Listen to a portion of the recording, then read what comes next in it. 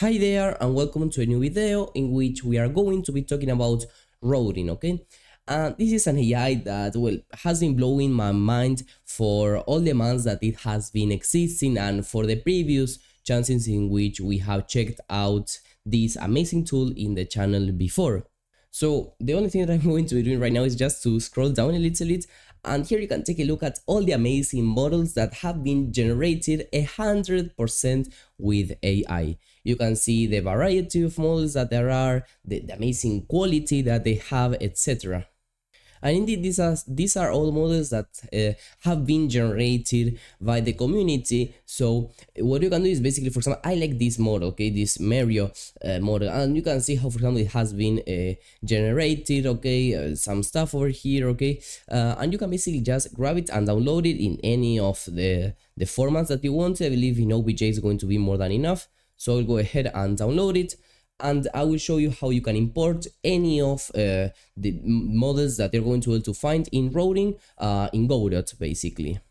Of course, note that you may need to adjust a little bit these models because, for example, here in the neck, there are some adjustments that could be made over here, over here, but these are things that you can quickly modify in any kind of 3D software, okay? Because once again, this is downloaded as a normal, let's say, OBJ file. So you can throw this in Blender, any other 3D similar 3D software, and basically polish it as much as possible. But here you can check that if I look at it like this, it is quite good. And once again, these are stuff that are generated in, I don't know, just a couple of seconds or minutes. So as you can see, in this case, I've downloaded just this model. This is inside of a zip file. And what I recommend you do is that basically you right click and you extract it, okay? And this will usually just give you these two files. You have the PVRs, okay? Basically, these are the different textures that we are going to be using inside of the engine. And well, we also have the object itself, the shaded.png, etc. So how do you actually import this in Godot? First of all, you should always have some kind of assets or models folder. So I will create mine over there, and I will come back here to the original folders, okay? And I will basically, before that, I will just create another folder over here, and I will just call it Mario, okay? So that I put all my Mario files over there. So I will grab them and I will go ahead and go back over here and just drop them here. It says Mario, and I will just have to give it a second, okay? And let's actually put them inside of the folder. And let's give it a second, and there we have it. So everything is like ordered perfectly. And if you want to add more models, you just create more models, and I don't know, you have a coin, okay, or whatever, and you just drop your files over there. So how you do this? For example, I'm going to have a new 3D scene over here with a camera. I just want to create something quite simple with the usual sun and environment that you would have. And I will just move the camera a little bit and move it up as well. Yes, I believe that will be fine. And then in the shaded over here, I can directly drag and drop this object over here, okay? Or well, actually inside of here, okay, inside of the scene, okay, and that will directly instantiate the corresponding mesh. As you can see, this mesh is in white, okay? So what you do is go to Surface Material Override, New Standard Material. You open it up, and here you have to start loading in the different textures, okay? So for example, for the albedo, okay, this is the one that says diffuse, okay? These are like the actual colors, and with this you're going to be fine, okay? But then you can add even the other textures that you have. So for example, you have metallic. So let's put here metallic. You may start to have here some warnings or messages, don't pay attention to them. Then we also have roughness over here. Okay, and you could also add the corresponding PVR textures, diffuse, but you know, with this with just this we will have the model over here, so it's not that bad, you know. So here we have it. So let me now move it to the corresponding position. So let's put it in 0, 0, so that it is completely centered. And now the camera, let's move it down a little bit more, maybe something like that. Let's lift it up. There we go, and we can also just rotate it maybe a little bit. Oops. And over here, there we go. Okay, and as you can see, there we have our model directly inside of Godot. And the good thing is that now you have this base. So for example, you can reparent it to another node. So for example, a rigid body 2D. Okay. You could also add physics to this rigid body, sorry, a collider. So let's look for collision shape 3D, and let's, in this case, for example, just add a capsule collider. Okay, and let's first of all modify over here the transform. So let's say we leave 0.5, it's going to be fine, and then we just have to make it a little bit smaller, maybe something like that is going to be fine for this test. And you can call this rigid body player. Okay, and with this you can now save this as a new scene, okay, in your own scenes folder, and you can call this one player. So now you have there your own player scene, and when you play, okay, let's save this over here as well, you're going to be having a player with physics. Okay, so as you can see, the setup was super simple. So if you want to try this AI out, there's going to be a link in both the description and in the pinned comment. And actually, not only can you just look for here for models that people have already created, but also create your own ones, okay? And basically, well, there are lots of ways to create these models. There are also like lots of options. But in this video, I just want to mention like the easiest and most straightforward way. And I just want to quickly go over some of the options over here that, well, they are quite self-explanatory, okay, what would they do? But first of all, you can either start from a text input, something like, for example, you type a robot and automatically, well, Rodin will create a robot, exactly that. Or you can also upload images, okay? And for example, here, there's an example, they uploaded this kind of image, and well, here the model has been generated, okay? There are still more options, as just a fusion over here, but well, this is something that is also more advanced, okay? And also, if you just start using the platform, you will get to use it because it is super intuitive. So we'll go to the plus button, and here I have downloaded this 3D concept art image of a ship. To get these images, you can look for them on Google, okay, just something like a 3D Star Wars ship, a concept art, AI, something like that, or even generate this concept art in other AI platforms, okay? So once that this is over here, you can press on generate, okay? All these processes, there are several steps that we have to follow in order to generate our model. We first have to generate the geometry, then the materials, then confirm all that, then download it.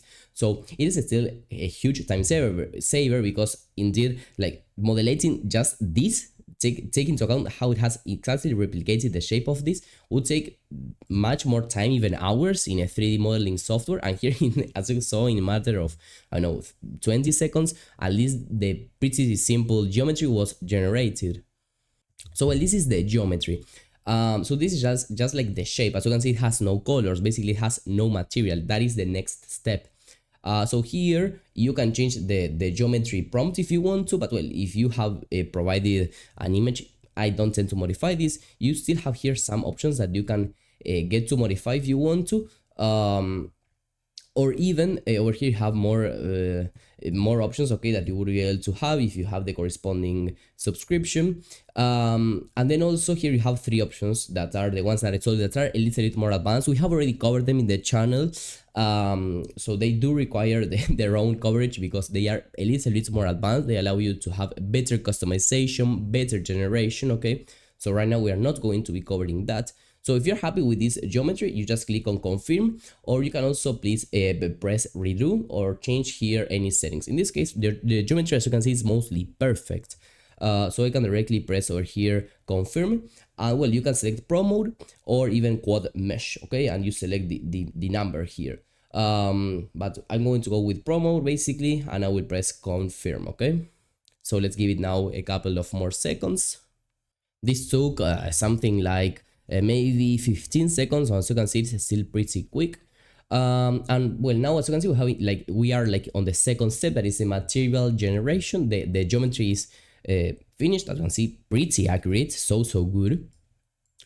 And well, now here for the material generation, when you hover over generate, you can modify some stuff over here. You can increase the reference strength, the PBR temperature, and even more stuff. But well, I believe that in this case, with the default settings, we're going to be fine. So we can directly press here on generate, and once again, let's give it a couple of seconds.